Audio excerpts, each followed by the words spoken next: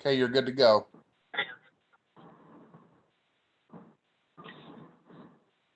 Hello, everyone. This is Commissioner Benton. It is July 9th, 2020.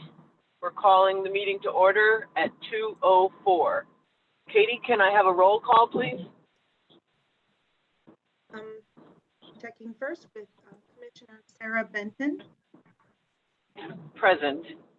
Commissioner Richard Vanover, Present. Commissioner Catherine Cienko. Present. Okay, and just to announce ACDHH staff that are in attendance. We have Carmen Green Smith, Victoria Vaughn, Emmett Hassan, Jeremy McCown, and Katie Lopez. Thank you, Katie.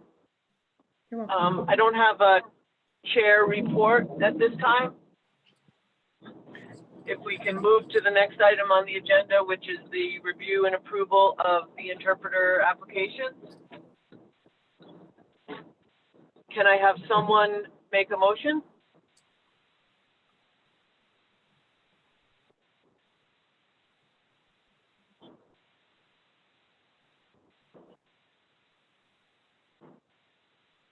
I guess I will. This is Commissioner Vanover.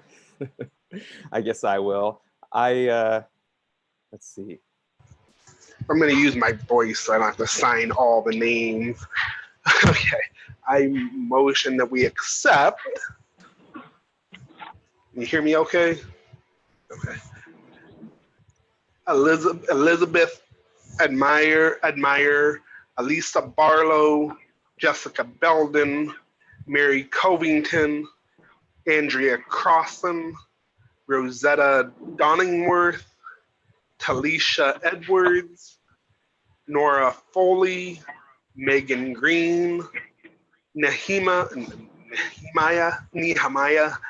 Hansen, Pamela Hilterbrand, Hoover, Latanya Jones, Matthew Dobert, Jocelyn Kaufman, Pamela Lorenz, Daniel Mafia, Robin Pass, Lindy Patangura, Laura Pohl, James Randolph, Amanda Rasmussen, Whitney Rice, Angela Riggs, Laura Rodriguez, Connie Salvador, Losine Solman, Sharon Umloff, Catherine Zeruthin, Brianna Brubaker, Elena Gordon, Laura Rich, Tammy Smith, Debbie Tozalov, and Sharon Spencer.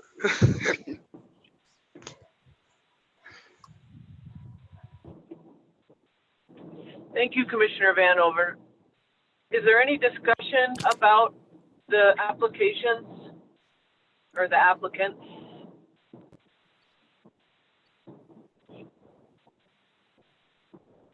Hearing none, do we have a second to that motion? This is Commissioner Cienko. I second that motion. Thank you. All in favor? Please indicate by saying aye. Aye. Aye.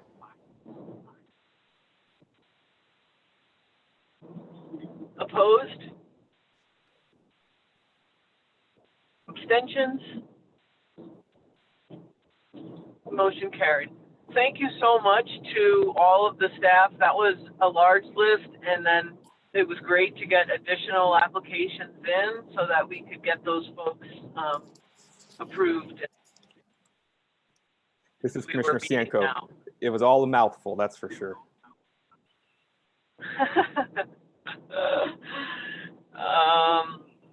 Okay, so moving down to the next item on the agenda, the COVID impact on ACDHH services and an update. I'll turn it over to the staff. Yes, hi, this is Carmen. Just wanted to bring a couple things to the attention of the ILC. If you all will recall, I want to say our last meeting was probably in April, the special meeting that we called. Um, but our last meeting, we talked about the potential things that we thought we might see related to COVID-19. And we clarified at that time that the commission was not a part of the governor's executive order that allowed exemptions. And so we sought the support of the full board to give authority to the executive director to work to provide any exceptions or any workarounds. And that was voted on and it was passed. Well, we later found from our assistant AG, who was on the phone at that time, that based on the, first of all, the fact that we were not in the governor's executive order, that we did not have any authority to do anything beyond what our regular licensure statutes and rules would allow. And at that time, we wouldn't have been working beyond any of those parameters, as the 120-day extension is already a part of the normal process. So that is why you did not see anything posted to the public, because the process did not change. And so what the staff has done is that we've just worked with each individual as they have presented their situations, which the bottom line is there is no exemption. Some of you may have heard about RID extending opportunities for its members to pay their dues. And although RID is providing that, there is still nothing that ACDHH can do, because we have not been given the authority to do any type of exemptions. To date, most of the people that have had issues or concerns, that 120 days has been sufficient for them to get missing information, whether it was a new RID card that, if they lost it or whatever, or even in some situations related to BEI testing, those kinds of things. Wait, let me back up. For RID specifically, it's been mainly that people were saying they were given an extension to pay their annual dues. Thus far, we've not run into any problems. We anticipate that we may, but there will be nothing that we can do about it at this particular time. And what we are hoping is that 120 days will be enough for from interpreter A to interpreter Z, that would allow them enough time to get their, I want to say the dues, annual dues is about $150, that they would be able to earn the money to pay their national dues. Again, unfortunately, there's nothing that the commission can do about that at this time. You may have also heard information about BEI and the suspension of its test. And to date, there is nothing we can do about that.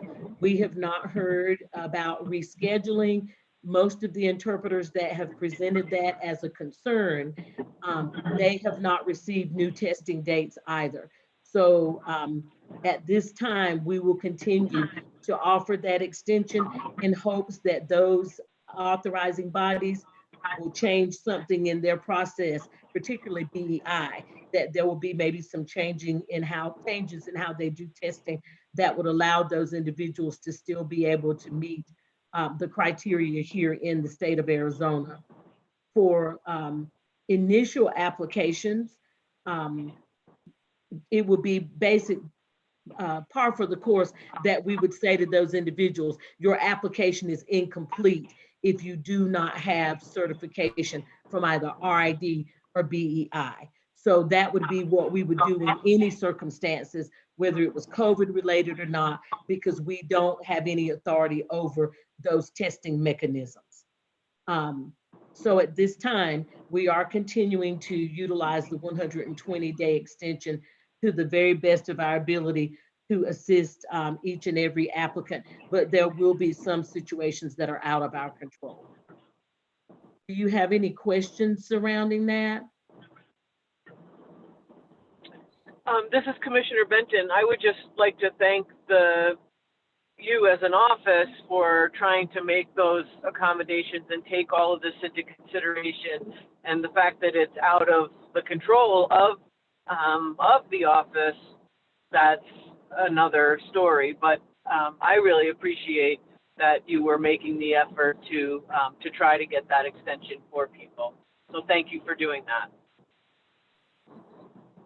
Yes, and thank you, Commissioner Benton. And that reminds me also that we should state very clearly that the executive order is now over, that it is no longer in effect because of businesses having opened back up. So even some of the licensing bodies that had received exemptions, that executive order is no longer in effect. So the way that it's being viewed is that people have gone back to work.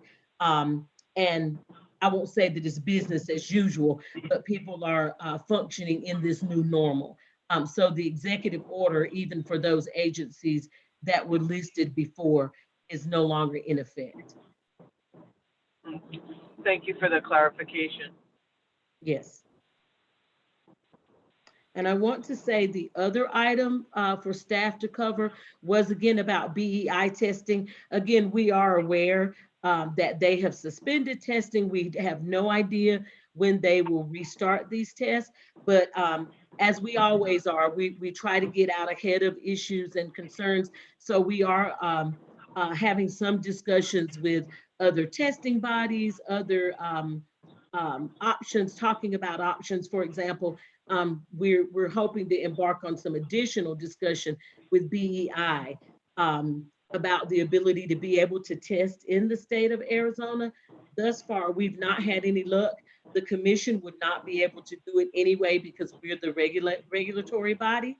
But we're hoping that some other partners will reach out to BEI again, see if we might be able to test in the state.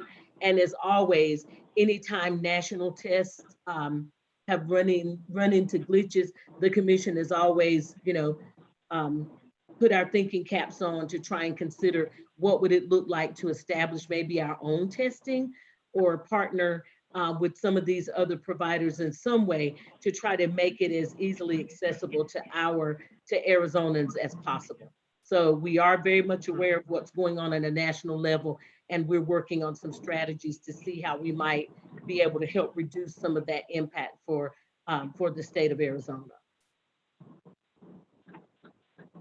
Any questions?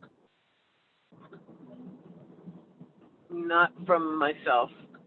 All right, thank you. We just wanted to give you a heads up and let you know where things are going. Certainly, it's been very busy, as you could see from the number of applicants that you approved today, and it hasn't slowed down. So Victoria and Emmett are busy. They are busy at it, and so again, as you know, too, that we are working off-site. So again, I definitely want to have an opportunity to thank Victoria and Emmett both. They've done an excellent job with processing applications, communicating with the applicants, and all of us working together to try and be as accessible as possible. And we've been able to do a great job, I must say, at it, even though we're working virtually.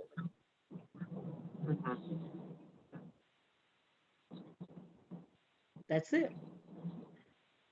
Wonderful. You have a great team. Yes, we do. Thank you. Thank you very much. We appreciate our staff. I just have one announcement, if that's okay. I don't know if anyone else has anything to add.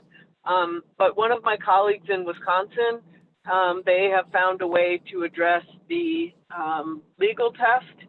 And so the University of Wisconsin-Milwaukee, in cooperation with the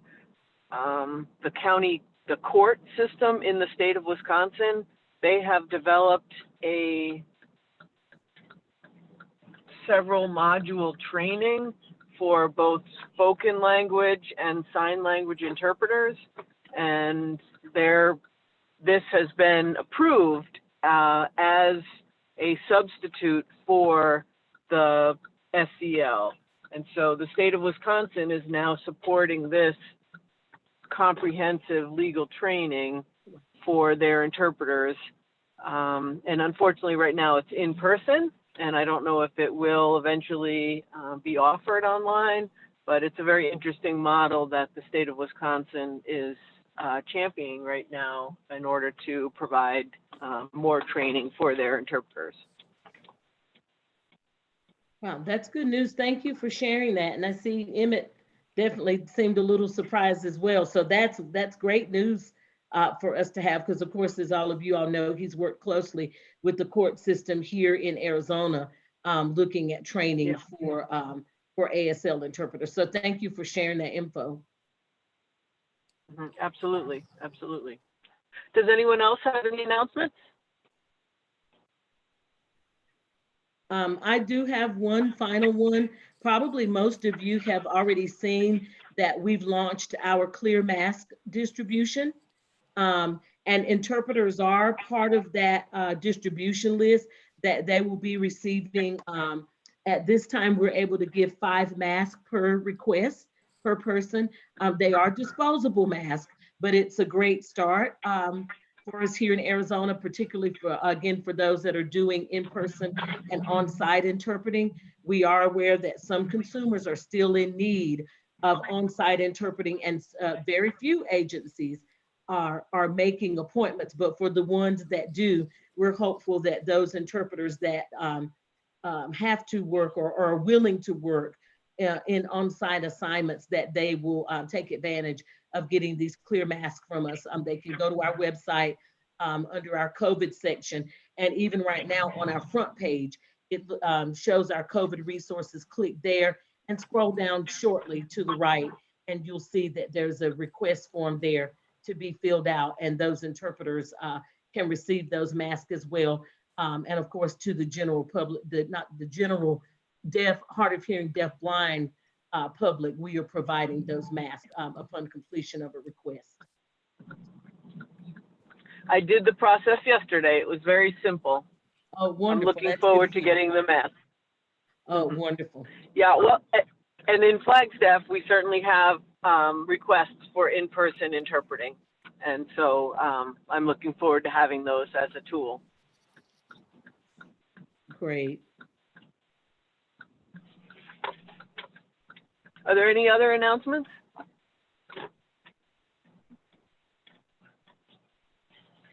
Hearing none, I would entertain a motion to adjourn.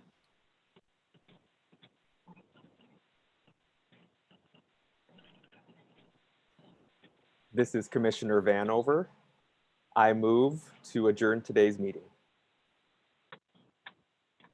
Is there a second?